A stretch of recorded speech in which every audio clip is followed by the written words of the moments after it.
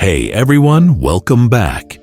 Let's be honest, you're here because you can't stop thinking about that person. Either you want to meet someone new, or you want to bring back the spark in a relationship that has lost its heat. The hard truth is that most people do it wrong. The person they want to be close to ends up farther away because they try too hard and show how they feel. Sense a pattern? In simple terms, chasing someone, doing everything you can to get their attention, or being too approachable will make them not see you at all. Do you know why? People are drawn to each other in the game of love, not because they are desperate, but because they are good at self-control, mystery, and independence. Everything the old Stoics believed in. Yes, the same theory that teaches us to deal with hardships and rise above the chaos of life can also teach you how to easily bring someone into your life. Folks, this isn't about tricking or playing with your mind. It has to do with having a powerful attitude that makes people want to be around you. Using Stoic methods isn't about putting on a show to impress someone. It's about living with such unwavering confidence and purpose that people can't help but be drawn to you. Think about it. Other people can tell when you're strong because you're not affected by outside forces and are centered in who you are. It makes people want to be a part of your life, and that's exactly what we're going to talk about today. How to use these timeless Stoic principles to make them fall in love with you without giving up who you are. Don't waste time on pointless things like being hard to get or sending them too many texts. That shows that you are not sure of yourself and is short-term thought. Instead, picture going through life with the quiet confidence of a Stoic, knowing what you're worth, being in charge of your feelings, and not letting anyone tell you how to be happy. Think about how that would change things between you and the person you want to attract. What's different about you? Why aren't you chasing them like everyone else? Why do you seem so calm, so unbothered by their lack of attention? Something magical happens when you stop trying to get someone to love you and instead focus on becoming the best person you can be. People start to notice you not because you're trying, but because you're so good at controlling yourself that it makes them want to. That's the important thing here. Being available at their beck and call won't make someone fall in love with you. What will make them fall in love with you is your actions, attitude, and energy becoming so magnetic that they can't help but be drawn to you. Before we start, here's a quick task. Leave a comment below with the words "on their mind tomorrow." It's short, sweet, and perfectly describes what we're talking about today. It will also be fun to see how many of you play along. Stay tuned, because I'm about to show you some strong Stoic techniques that will not only help you find someone, but also show them that you're worth loving. Let's get started. Number 1, the magical Stoic independence. The first thing we should talk about is being independent in a way that makes people stop and take notice. You may ask, what is Stoic independence? Being able to be alone or do things by yourself isn't the only thing that makes it valuable. Being emotionally, mentally, and spiritually independent is what Stoicism means. It's about being sure that your happiness, worth, and peace don't come from other people, but from inside you. You might be wondering, won't this make them less interested? Won't they think I'm not interested and just move on? That's your fear talking, and trust me, it doesn't happen at all. People don't move away when you stop holding on to them or making them the center of your world. Instead, they get pulled in. Freedom doesn't say, "I don't care about you." It says, "I'm sure of myself. I'm not depending on anyone else to make me happy." And people can't help but be pulled to that feel. Think about it. Who is more attractive? Someone who is always calling, chasing, and wondering if you like them, or someone who is happy, confident, and not needing anyone's approval? There is a powerful pull when you stand in your power and show that you're happy with or without them. Why? Because uncommon things are valued. Most people are used to having others constantly chasing after them and wanting to be validated. That game isn't for you. You're not like them. Imagine for a moment that you're trying to get someone new to like you. It seems like everyone else is always ready to throw themselves at them and try to impress. You're busy living your own life though, so when you do show up, it will be on your own terms. You could be with friends, at the gym, doing something you enjoy, or working on your job. The fact that you don't check your phone every 5 minutes makes them wonder what's going on with you. They begin to wonder, why aren't they chasing me like everyone else? What's different about them? This makes them interested. They become interested in you, and then interested in you because they see you as important. Or maybe the person you're seeing has become distant. They're still interested in you, but they're starting to pull away. In this case, most people freak out. They double down, chase faster, and suffocate. Not you though. You stand up for your own rights, move away, give them space, and pay attention to yourself. It tells them, "I'm happy with or without you. Your attention doesn't make me happy."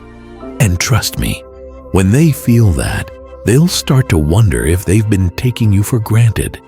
Does this mean you should stop talking to them and not care about them at all? No, that's not what being independent in a Stoic way means. It's all about balance. You're not going away. You're just not chasing. You're still there, but only when it suits you. This doesn't push them away.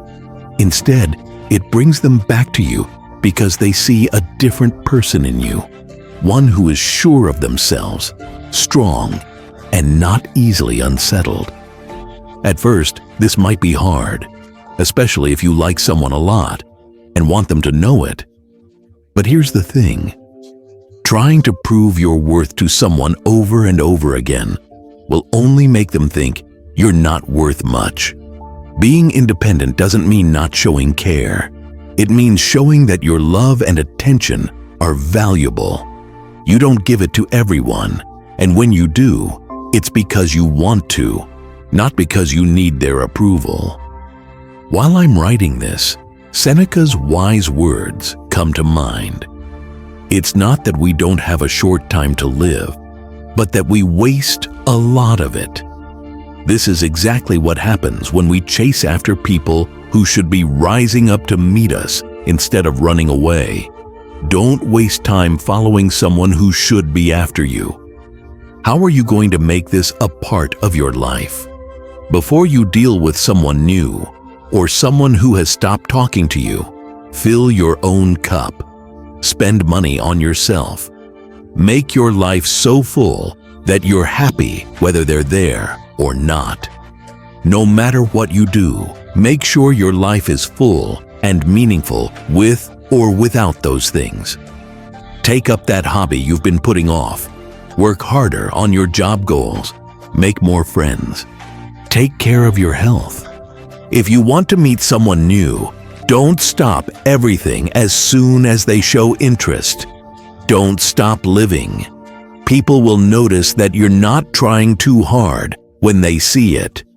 Also, give someone space if you're talking to someone who is far away. Show them that you can handle things without their constant care. It makes people respect and be interested in each other. What should I do if it feels hard? What if you think they might leave? Don't get me wrong. There's always a chance that pulling back will make someone leave. But the hard truth is that they weren't worth your time in the first place if they leave because you won't chase them. You don't want someone to stay with you just so you can keep asking them to pay attention. You want someone to care about you enough to show up, work hard, and connect with you at your level. Also, guess what? The right guy will get to the top. The main thing to remember is to stop thinking about whether they'll see you. Don't worry that being independent will make them want to be away from you. If you want to draw someone, don't chase them. Instead, stand in your power and show them what they're missing when they're not with you. Marcus Aurelius said, "The happiness of your life depends on the quality of your thoughts. Change the way you think. Know that you're good enough without them or with them. Keep your freedom and show them that you have a life outside of them. This will bring you closer, not farther away." Let's end with a quick statement that will help you stay in this frame of mind. Take a deep breath, close your eyes, and say to yourself, "I am done chasing." Let that sink in. Make it happen for you. Then when you're ready, leave that statement below. You have the most power when you let the world know that you're done chasing and standing strong in your own right. Number 2, the less is more approach to communication. Getting in touch with someone is something that most people get wrong when they're trying to attract someone. You know the drill, talking all the time, giving updates all the time, and going into too much detail about every thought that crosses your mind. It's tiring, and to be honest, it's not helping you. The honest truth is that conversation should never be about how much you say. It should always be about how well you say it. The less is more method comes in. You are not making a connection with someone when you text, call, and update them all the time. You are overwhelming them. Even worse, you're sending a message of hopelessness. You give off the vibe of someone who is nervous and waiting by the phone for them to say something. What does that do? They feel like they can't breathe. You don't want to push them away. You want to make them love you. Let me break this down for you. It's not the same as not talking to them at all. It means just enough to keep them interested. People like getting messages from you more when you send one that is well thought out and not full of useless information. People want to talk to you because you're not always easy to reach. Think about it this way. Things that are hard to get are valued. If you're always staring them in the face, they won't be interested in you because you're not mysterious or interesting. However, if you don't tell them everything right away and instead send them messages with purpose, it leaves them guessing. Why don't they text me all the time? Why do I want to hear from them more? This kind of interest makes people want to be with you. To communicate effectively, Epictetus said, "We have 2 ears and 1 mouth, so we should listen more than we say." Being deliberate is more important than being the biggest or talking the most. Something you say or write should mean something. You give them time to think, miss you, and want more of you when you leave room for silence. It's strong to use silence in a planned way. As an example, let's say you want to meet someone new. This is how most people would try to keep the talk going. One text after another, with no breaks, because they don't want to lose interest. You, on the other hand, don't mind the quiet. Say something nice or interesting in the message, and then give it some time to breathe. Don't worry if they don't answer right away. To fill the space, you don't send another letter right away. You know that what you said made them think about you, so you use the silence to your advantage. Next, let's say you're seeing someone and they seem disconnected. As a first response, we tend to talk too much, to constantly ask them how they're doing, to keep checking in, and to try to bridge the gap by talking more. But here's the thing, people who are far away need space, not more pressure. The idea of less is more also works here. You check in and send a thoughtful message, but then you give them room. You don't call or text them over and over again. You let them know that you're not desperate for their attention and are okay with having some space between you. That much trust is worth a lot more than any text message. I get it. Pulling back can feel risky. That thought is, but if I don't text, they'll forget about me. Trust me, they won't. People remember those who don't talk too much because it doesn't happen often. You stand out when you're not always busy. Since you're not always in their view, you become the person they think about. People will think about you, miss you, and want more of you because you let them. When they reach out, you answer carefully and on purpose, not just to fill the space, but to bond. You could also think of it this way. Picture this situation as fishing. Putting 100 hooks into the water at once won't help you catch a fish, right? You put the hook on the line, throw it in, and wait. The same goes for talking. You don't talk over the other person. After sending a message, you let the hook sit. Let them come to you. Don't get scared and add more lines to the water. You can be sure they'll bite when they're ready. This can also be thought of as a high-end car. Think of an ad for a fancy car. It's short, strong, and makes you want more. The commercial is never over the top and never ends. Do you know why? It doesn't have to be that way. You should let the car speak for itself. Your worth means something on its own, so you don't have to keep saying it. How can you live your life with this less is more philosophy? It comes down to self-control. Whether you're talking to a new person or a partner who lives far away. When you want to send a message, ask yourself, is this necessary? Does this add value to the conversation, or am I just trying to fill a gap? If it doesn't, don't. Believe in the power of what you said before. Let them take their time if they don't answer right away. When they do reach out, give them a thoughtful answer. Quality is always better than number. You have power over your mind, not outside events. Realize this, and you will find strength.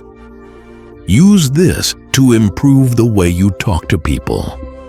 You can't change what they say or how quickly they say it, but you can change how you talk to them, and that's your strength. Number 3, showing emotional stability. For a moment, let's be honest. Emotional stability is the one thing that will make you more beautiful right away. People are interested in those who can handle the ups and downs of life without breaking down every time something goes wrong. People will fall in love with you if they see that you can handle tough situations. Being emotionally stable not only makes you more trustworthy, but it also shows that you're sure of yourself, rooted, and not easily swayed by outside events. So what does it mean to be emotionally stable? That's not what it means to never feel anything. That's not possible or reasonable. Being emotionally stable means being able to feel your feelings without having them decide what you do. You don't freak out, throw a fit, or send a bunch of texts when things go wrong. You stay cool, collected, and careful in your answers. You are stoic in the way you act. Imagine that you're trying to get to know someone new, and in the beginning, something happens that might make them feel something. They might take longer to answer, change their plans at the last minute, or say something that makes you angry. Most people would either defend themselves or start to think too much about what was going on, asking themselves, "What does this mean? Are they not interested anymore? Should I say something?" That emotional instability shows insecurity and makes the connection less stable. You, on the other hand, are different. You take a deep breath, think about what's going on, and then act calmly. You don't panic or let your fear decide what to do next. They can tell that you're not easily upset by your calm answer. It sends a message of confidence, and confidence is contagious. That's because emotional strength isn't something that many people have, especially in a world where people often show their feelings for the wrong reasons. Let's change the roles. You and your partner are having a rough patch. Maybe you don't agree with each other anymore, or your feelings have grown apart. Responding with unstable emotions and letting your feelings run the talk is the last thing you want to do. You'll make things worse if you act without thinking. If you act in a calm and careful way, you show them that you're more than just a partner when things are going well. You're someone they can count on even when things are bad. What happens to you doesn't matter. How you react to it does. This is the essence of being emotionally stable. There will be hard times in your life and in your relationships, but how you deal with them is what gives you power. Do you let your feelings get out of hand, or do you stay calm and collected? Let's look at some real-world ways that you can make your life more emotionally stable. First, take charge of how you respond. When you feel a feeling coming on, like anger, frustration, or fear, take a moment to calm down. Allow yourself time to think before you act. A short pause can mean the difference between moving without thinking and acting in a smart way. You get back in charge of your feelings and show that you can handle stress in this place. For instance, if you text a new person and they take longer than normal to reply, don't send them a second message right away, asking if everything is okay or why they're taking so long to reply. That's your stress talking. Wait instead. Remember that their late reply doesn't say anything bad about you, and go about your day. Being calm at that time makes people admire and be interested in you. That's powerful. They'll see that you're not easily thrown off by little things. Second, don't think about issues, but about how to solve them.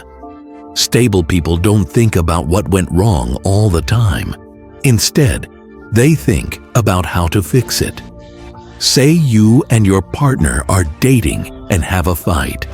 Don't get caught up in your anger and start blaming each other. Instead, change the subject. Ask yourself, what's the best way to handle this? What should we do next? This way of handling problems shows that you're emotionally mature, and your partner will like that you're not there to fight, but to make things better and grow stronger together. Not taking things personally is another important part of being emotionally stable. Often what someone does or says makes us angry because we think it's an attack on us. When people act badly, it's usually because of them and not because of you. Don't take it personally right away if someone is being cold or says something hurtful. Instead, try to see things from their point of view. Not letting someone else's mood or behaviors affect your own means you are emotionally stable.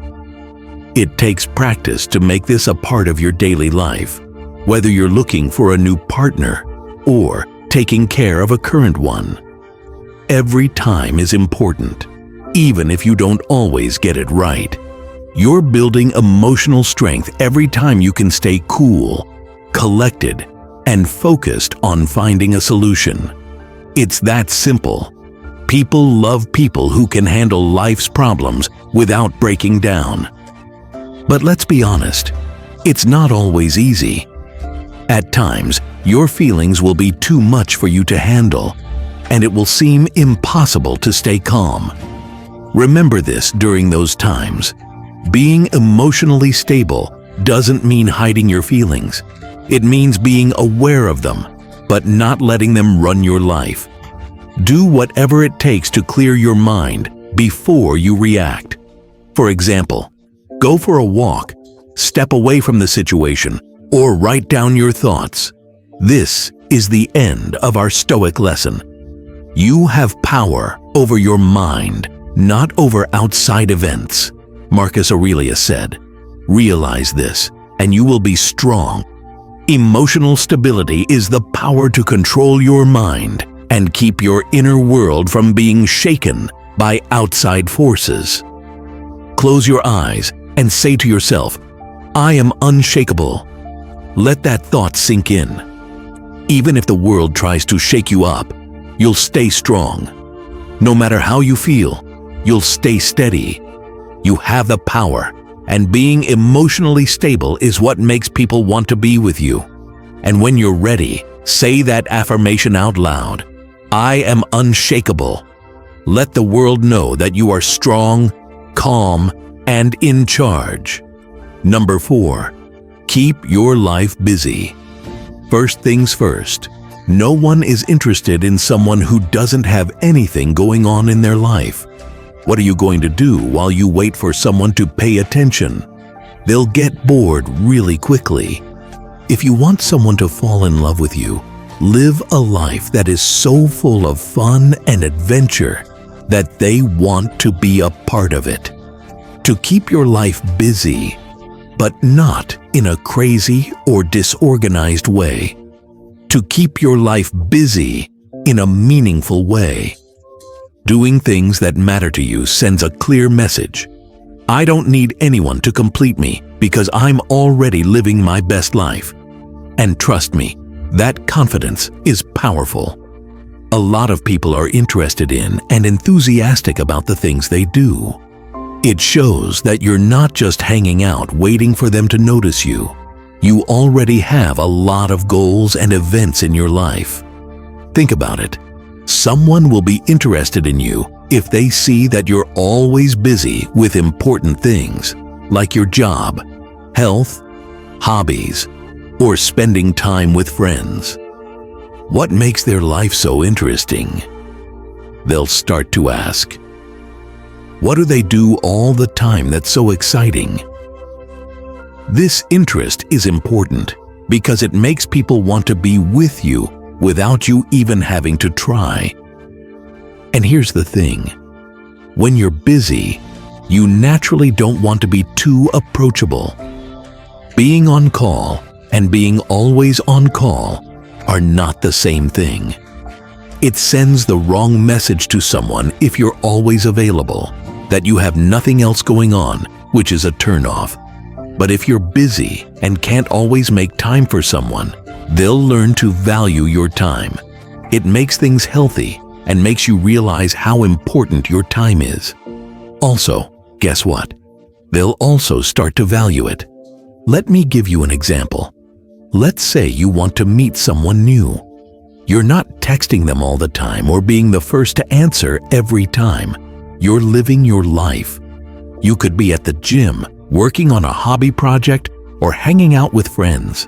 They can miss you, wonder what you're doing, and want to be a part of your life because you don't have time to be at their beck and call. If you're already with someone and feel like things aren't moving forward, the same rule still holds. When people are in relationships, they often lose sight of their own goals and interests. Do not let that happen. Keep your schedule full and do the things you enjoy. Your partner will remember why they fell in love with you in the first place when they see that you're always changing and growing. They'll want to stay in touch with someone who is always making progress. But let's be clear. Being busy doesn't mean do things just because you can. It's not about busying yourself with things that don't matter. It's about doing things that do matter to you.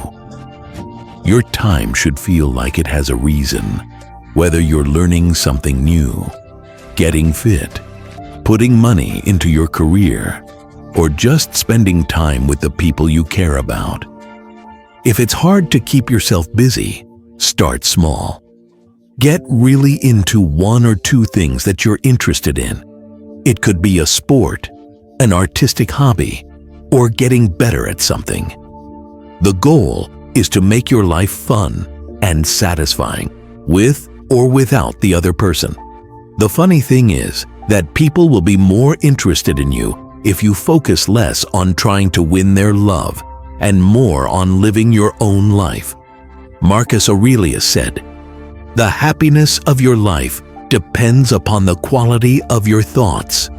When you focus on making your life full of meaningful activities, you stop trying to get other people to like you and start trying to reach your own goals. People love that kind of spirit. Close your eyes for a moment and tell yourself, "I live with purpose." Give it some time to sink in. If you make your life exciting, the right person will be pulled to that energy. Say that affirmation in the comments when you're ready. I live with purpose. This will show the world that you're committed to your own growth and living a life that others would want to be a part of. Number 5, be present, but not clingy. Okay, let's talk about how to find the right mix between being present and being needy. You need to be able to walk this fine line if you want someone to fall in love with you without feeling smothered. To be present, you have to show up, participate, and truly care about the present moment. Being needy, on the other hand, will only make them want to leave you. How then do you find this balance? First, you need to understand that being with them should make their life better, not curb their rights. Being present means that you are fully involved, listening carefully, answering carefully, and showing that you are genuinely interested. Still, you show them respect by giving them room, time, and freedom. Being there for them when it counts without needing to connect with them all the time is what it's all about. Let me show you how it works in real life. Let's say you met someone new and instantly felt a connection with them. There would be a lot of texts, calls, and messages all the time from most people, trying to keep the chat going all the time. Not you though. You're interested and you talk to them, but you also give them room to breathe, miss you, and come back to you. People will see that you're interested, but not desperate for their attention. It's like being the calm in the storm. This mix makes you interesting, likable, and worth their time because you're not too much. Let's change the order now. Say you're already with someone, but lately you felt a little far away from them. The first thing most people do when things go wrong is to text, call, or demand more attention. But this is where being present without being needy comes in handy. You don't push harder. Instead, you pull back a little, giving both of you room to breathe and easily reconnect. The things you care about most are your own interests and growth. And when you do interact with others, it's on purpose, and has value. This behavior not only keeps the relationship going, but it also often brings back the spark because it shows growth and self-respect. One wise man, Seneca, said, "True happiness is to enjoy the present without worrying about the future." This is great advice for keeping that balance. Being fully present with someone means giving it your all when you're with them, but not letting that presence turn into dependence. It's about enjoying the times without getting caught up in them. Picture yourself as a strong Wi-Fi signal. You're strong and loyal when they need you, but you don't broadcast all the time, which could be annoying. You connect them when it's needed without using up all of their bandwidth. In this way, they will value your presence and enjoy the smooth link you provide without it getting in the way. Adding this to your life, whether you're looking for a new partner or keeping a relationship going strong, takes self-awareness and focus. First, give yourself good limits. Know when to get involved and when to back off. Active listening means paying attention to what they're saying without trying to fill in every blank right away. Focus on good contacts instead of lots of them. When you do reach out, make it count by having deep talks or doing kind things. But let's be honest, it can be hard sometimes. You might be afraid that taking a step back will make them lose interest or that you're not showing them enough. It's true that real relationship grows when people give each other space and respect. If you want to be too present, just tell yourself why you're doing it. It's not about having fun. It's about building a healthy, balanced relationship where both people feel free and respected.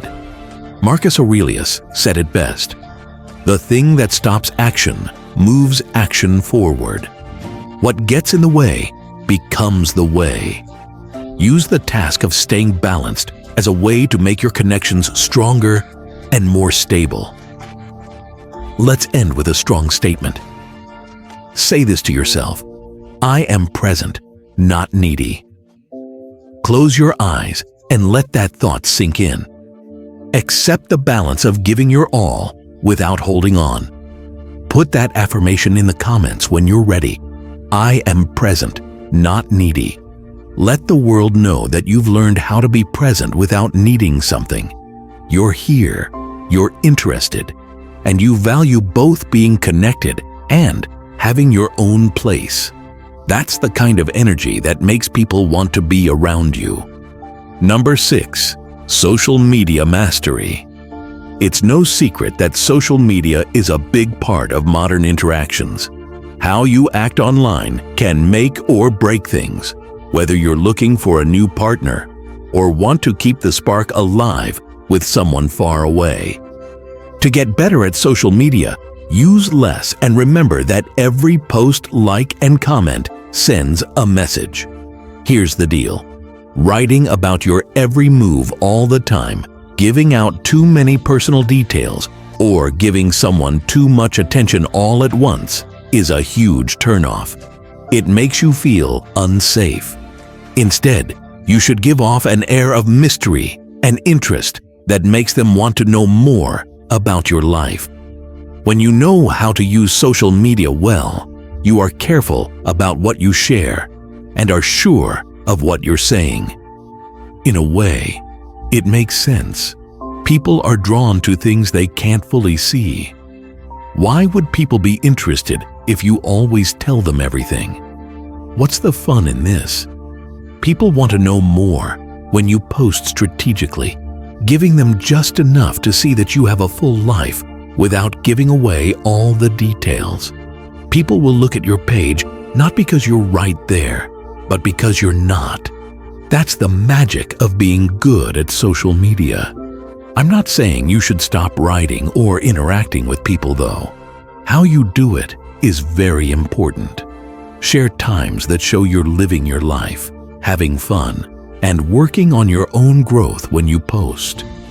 Being too available in real life is the same as being too available on social media. It means that there are no limits and that things are exciting. Don't like or comment on everything someone shares. For instance, if you want to meet new people, minimize your involvement while still making it count. Let them wonder what's going on with you. Don't make your feed look like a highlight reel of your relationship if you're in a relationship. Sharing happy times is fine, but too much of it can make it seem like you're trying too hard to prove your relationship to everyone. It builds trust and closeness to keep some things just for the two of you. The greatest blessings of mankind are within us and within our reach, Seneca once said. Use this phrase to describe social media. It doesn't matter how much you post or how often people see you online.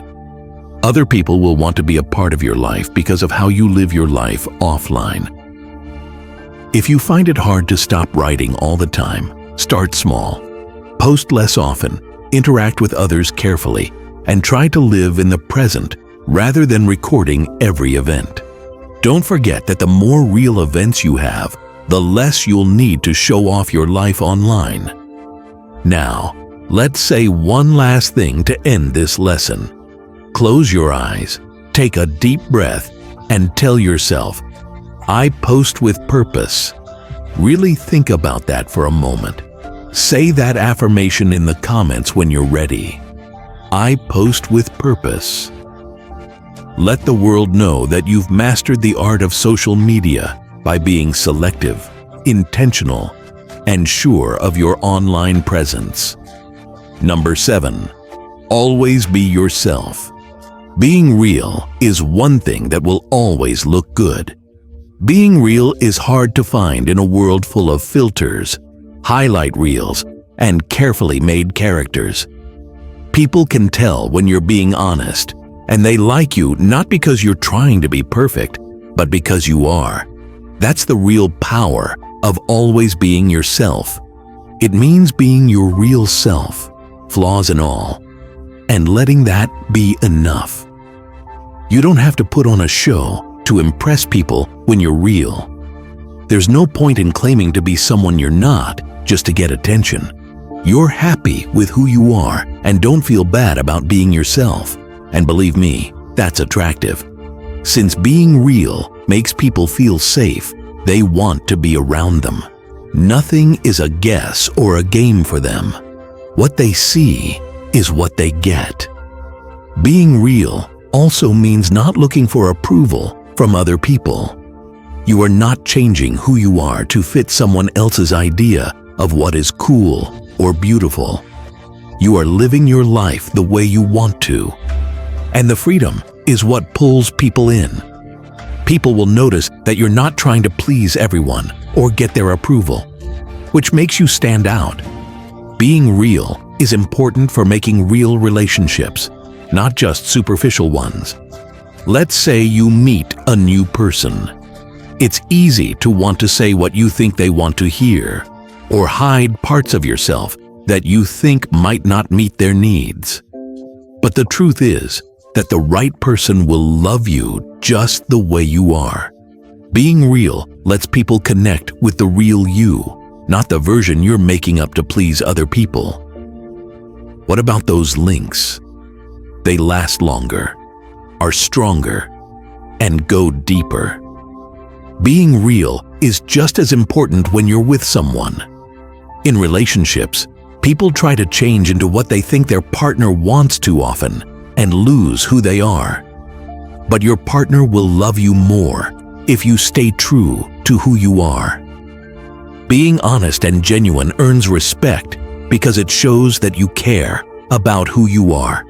And that's what makes a friendship strong and loving. But let's be honest, it's not always easy to be real.